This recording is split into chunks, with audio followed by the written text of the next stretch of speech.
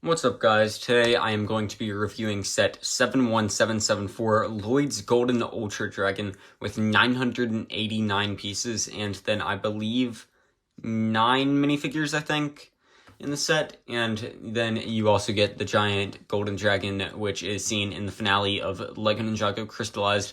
You have the crystallized stuff over here, and then the Ninjago and LEGO logos, and then Lloyd in the top corner with the dragons wrapping around him.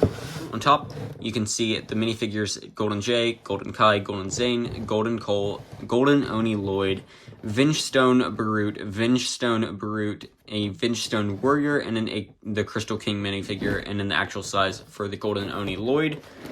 And then if you flip onto the back, you can see just another view of the set, such as being able to have the wings open up and stuff, and then just kind of a fight scene between the good guys and the villains. Starting off with the minifigures, we have Golden Oni Lloyd, which looks really nice. He has his golden sword right here with the little tassel on it. Same thing as from the movie, the Ninjago movie. He's kind of had it throughout some of the newer seasons. And he has this really nice torso printing, and it just looks really nice. He has some green and gold all over it, and then some darker gold printing everywhere, and then a bit of green coming down onto the legs and torso. And then he has this golden shoulder plate over here, which does have the sword that can be pulled out, and he can have it to fight with.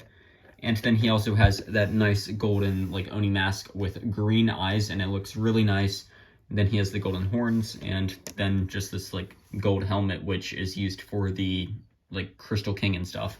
And then he has this one face print, and then a second on the back, which I kind of wish that they would give us a hairpiece, just because I don't have any of the newer hair pieces for the Ninjago minifigures, but it's fine. It's such a nice minifigure, and I don't have any complaints with it. Up next, we have Jay, and it's Jay in his golden armor or whatever, and it's a pretty nice minifigure. He has some gold arms and stuff, and then blue for most of the body, and then some gold armor, and then he has for his hood a golden blue printing or whatever, and then he has two face prints, this and that, and then the same little gold Kartana sheath on the back. And then you also get Kai in the set. He has his same little armor as in the Crystal Castle set or whatever, the Crystal King Island floating thing set.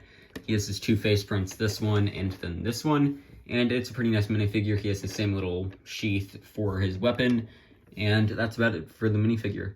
And then up next, you have Cole in his golden dragon, or not golden dragon, but golden armor, and it's a nice minifigure. He has some gold and orange and black for his torso printing, and a little orange belt right here. And he has his golden black hood, and then a face print underneath, which is mid-fight. And on the back, it's just kind of a happy face print or whatever, with that little sword sheath also. And then up next, for the final ninja minifigure, we have Zane in his golden armor and stuff, and then he has a bunch of white and gold, and then a little bit of light gray and blue, and then his little gold hood. Underneath, you can see his face print mid-fight or whatever, and then on the back, it is just a back of the head face print. Zane is never going to get a second face print with a face because of this new thing that they're doing with this, and also his hairpiece would not cover it if he had a hairpiece. Then he also has a little shoulder pad thing with the sword sheath. Starting off, the first villain of the set is the Crystal King, the man, the myth, the legend, the overlord, as another name for him. He has this really cool torso printing with that upper shoulder pads and whatever, this stuff in gunmetal gray. It looks really nice with some crystal printing on it, and then some gold for those rib cages. Then he has some carry-on printing from the torso onto the legs with that purple and gold, and then some little armor and stuff on the legs. And then up at top, you can see his mask, which is really cool and has some of that gold and purple printing on it. And then underneath, it is that face print. I don't know why they gave him a face print, even though we never see it in the show.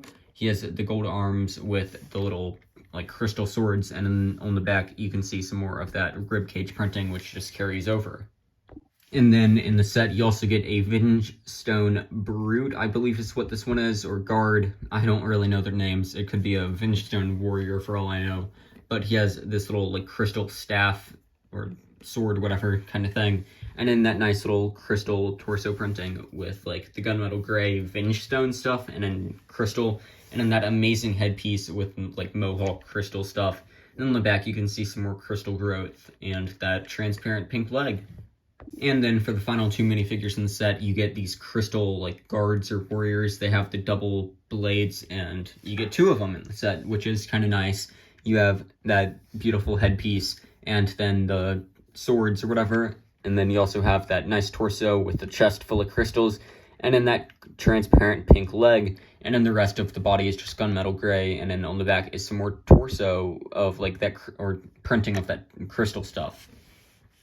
Moving on to the actual dragon build, though, we will start off up at the front where the 4 heads are. You have Jay's like lightning head, the electric one, with its little like dual molded golden head, and then some like electricity yellow transparent colors going down like off the head and down the neck and stuff.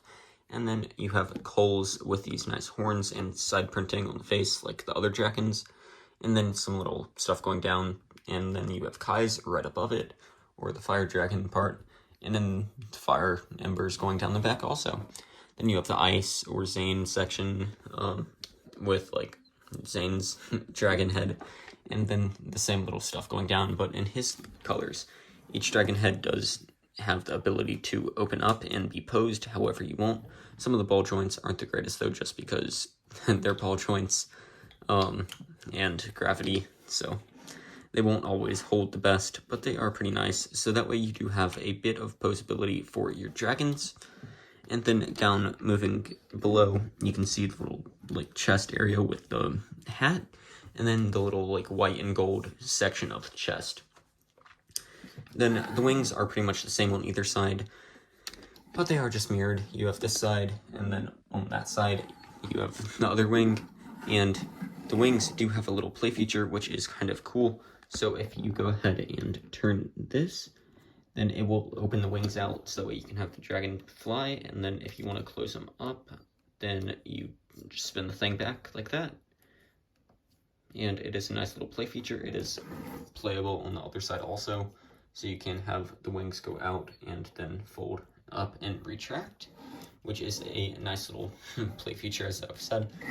Then up at the front, you have these front little legs, which are pretty nice. They're on ball joints, so they have a little bit of movement in the feet.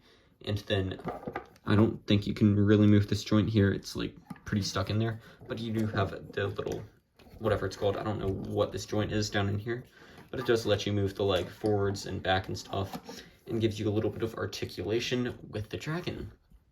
Moving on to the back of the dragon, though, you have this little seat area where you can put your Golden Oni Lloyd minifigure that comes in the set, and have him riding the dragon around as he defeats the Overlord.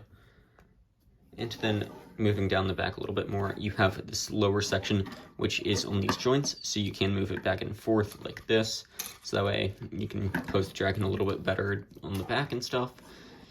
Then moving down a little bit farther, if I can get the wing out of the way, then you can see the hind legs, which are on some little movement joints, so they can move outwards and forwards and back. And then the feet also have a little bit of movement with these ball joints. And then the little foot design with the like white toenails, and then the little bit of like gold on the side and stuff. And then moving down a little bit more onto like the very back, you have the rest of the tail, which is a nice little joint with like a bunch of little articulation stuff, so that way you can have the tail positioned however you want, and it makes that annoying, wretched noise. Then for the final part of the tail, you have this little section, like curve with the hat here, and then 2 little spikes off to the side, and then the main tail sword blade part, which is what they strike the Overlord with in order to kill him. Or as we supposedly know, kill him. But thanks for watching, guys. That is going to be my review of the Golden Ultra Dragon. Thanks for watching, and have a great day.